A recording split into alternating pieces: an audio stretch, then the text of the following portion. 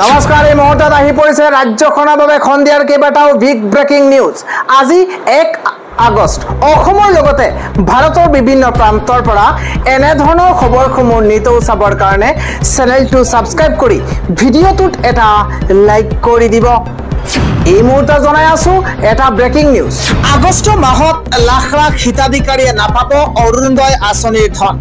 এই মুহূৰ্তত এটা ডাঙৰ খবৰ, আগষ্ট মাহতে লাখ লাখ হিতাধিকাৰীয়ে নাপাব অৰুণোদয় আঁচনিৰ ধন। 17 ছেপ্টেম্বৰৰ পৰা আৰম্ভ হ'ব অৰুণোদয় 3.0। এটা গুৰুত্বপূৰ্ণ খবৰ, অৰুণোদয় লাভ কৰা প্ৰতিটো পৰিয়ালে পাব LPGৰ ৰাজ সাহায্য। 1250 টকাৰ লগতে হিতাধিকাৰীয়ে পাব চিলিণ্ডাৰৰ বাবে 250 টকা। অৰুণোদয় হিতাধিকাৰীক উদ্দেশ্যি ৰাজ্যৰ মুখ্যমন্ত্ৰী হিমন্ত বিশ্ব শৰ্মাই এক বৃহৎ ঘোষণা কৰিছে। আন এটা খবৰ, 8 ছেপ্টেম্বৰত অসমলৈ আহি আছে দেশৰ প্ৰধানমন্ত্ৰী নৰেন্দ্ৰ মোদী। বিভিন্ন অনুষ্ঠানত অংশগ্ৰহণ কৰিব প্ৰধানমন্ত্ৰী নৰেন্দ্ৰ মোদী। অহা 8 ছেপ্টেম্বৰত অসমলৈ আহি আছে প্ৰধানমন্ত্ৰী নৰেন্দ্ৰ মোদী। পৰৱৰ্তী খবৰ হৈছে উদ্যোগপতি অনিল আম্বানীলৈ ইডিৰ চমন। এইবাৰ 5 আগষ্টত ইডিৰ মুখ্য কাৰ্যালয়ত হাজিৰ হ'বলৈ নিৰ্দেশ। 17,000 কোটি টকাৰ ঋণ জালিয়াতিৰ গোচৰত চমন জাৰি কৰিছে আম্বানীলৈ।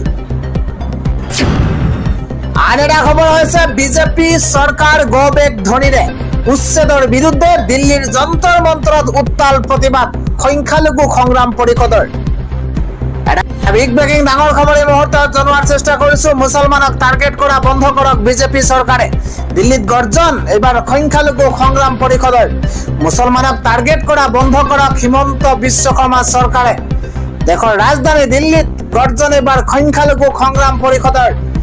এটা গুৰুত্বপূৰ্ণ খবৰ, মুছলমানৰ প্ৰতিবাদত কঁপিছে দিল্লী আৰু উচ্ছেদৰ বিৰোধিতাৰে দিল্লীৰ যন্তৰ মন্তৰত প্ৰতিবাদ সাব্যস্ত কৰিছে সংখ্যালঘু সংগ্ৰাম পৰিষদে।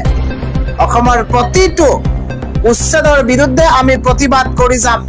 ৰাজ্যত অবৈধ উচ্ছেদ চলাই অমানৱীয় অত্যাচাৰ চলাইছে মুছলমানৰ ওপৰত এইখন চৰকাৰে। অসমখন ৰখাতলে যাব।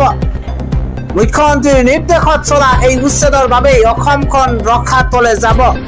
উচ্ছেদিত মানুহবোৰ ক'ত থাকিব, কেনেদৰে দিন কটাব, সৰু সৰু ল'ৰা ছোৱালীবোৰৰ ভৱিষ্যত কি হ'ব?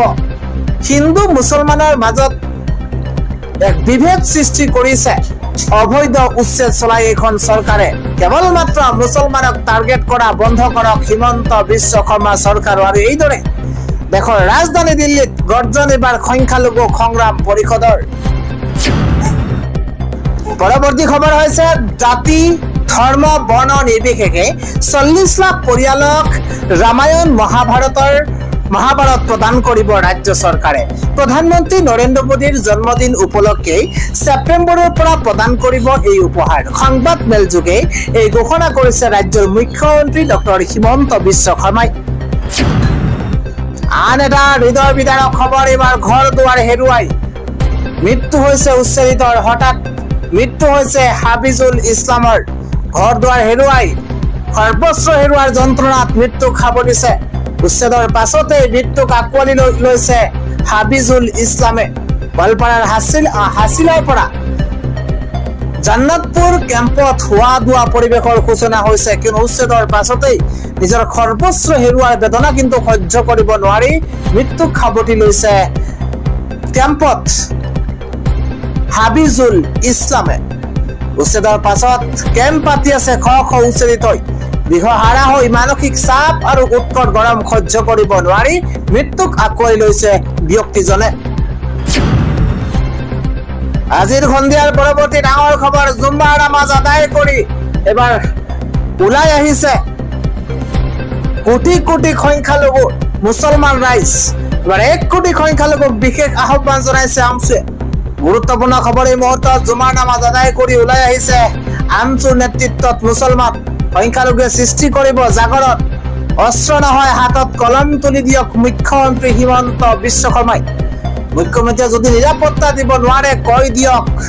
চলিত সপ্তাহতেই খিলঞ্জীয়াক অস্ত্ৰৰ লাইচেন্স প্ৰদান কৰিব চৰকাৰে। উচ্ছেদৰ মাজতেই জুমাৰ নামাজ আদায় কৰি ৰিজাল্ট কৰিম চৰকাৰৰ তৰফৰ পৰা এই অনুৰোধ জনোৱা হৈছে। এটা গুৰুত্বপূৰ্ণ খবৰ, কলম বিলাই জনালে বিশেষ আহ্বান চৰকাৰক কলম বিলাইছে 1 কোটি সংখ্যালঘুক বিশেষ আহ্বান এইবাৰ আমচুৰ জুমাৰ নামাজ আদায় কৰি ওলাই আহিছে আমচুৰ নেতৃত্বত মুছলমান পৰৱৰ্তী খবৰটো হৈছে গৌৰৱ গগৈ বক্তব্যত আমি লাজ পাইছো তেওঁ পাকিস্তানৰ মুখপাত্ৰ হিচাপে কাম কৰে সংসদ ভৱন ভাৰতীয়ৰ বাবে মন্দিৰ স্বৰূপ এগৰাকী ভাৰতীয় হিচাপে প্ৰতিগৰাকী নাগৰিকে লাজ পাইছো গৌৰৱ গগৈ সন্দৰ্ভত ডাঙৰ মন্তব্য কৰিছে বিধায়ক দিগন্ত কলিতাই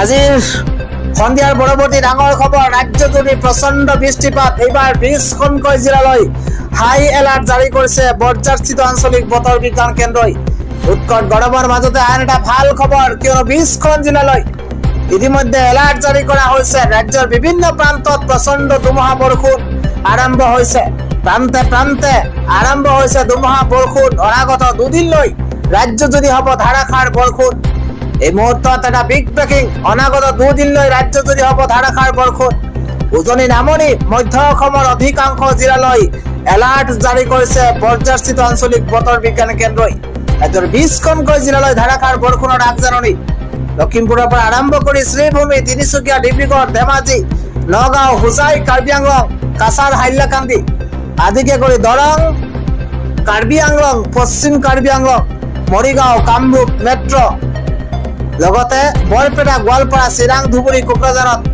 ইতিমধ্যে এলাৰ্ট জাৰি কৰিছে আঞ্চলিক বতৰ বিজ্ঞান কেন্দ্ৰই কাইলৈৰ বাবে 4খনকৈ জিলালৈ ধুমুহা বৃষ্টিপাতৰ অৰেঞ্জ এলাৰ্ট জাৰি কৰা হৈছে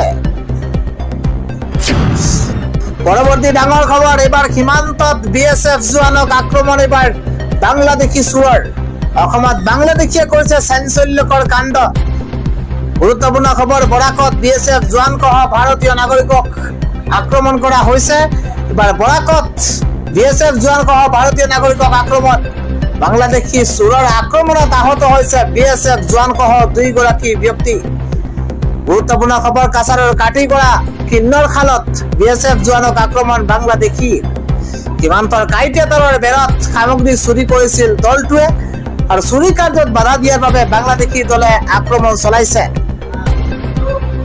8-10 জনীয়া বাংলাদেশী দুৰ্বৃত্তৰ দলে এই কাণ্ড সংঘটিত কৰিছে আহত হৈছে পবিত্ৰ মোহন দাস নীতিশ ৰঞ্জন দেৱ নামৰ 2জন লোকো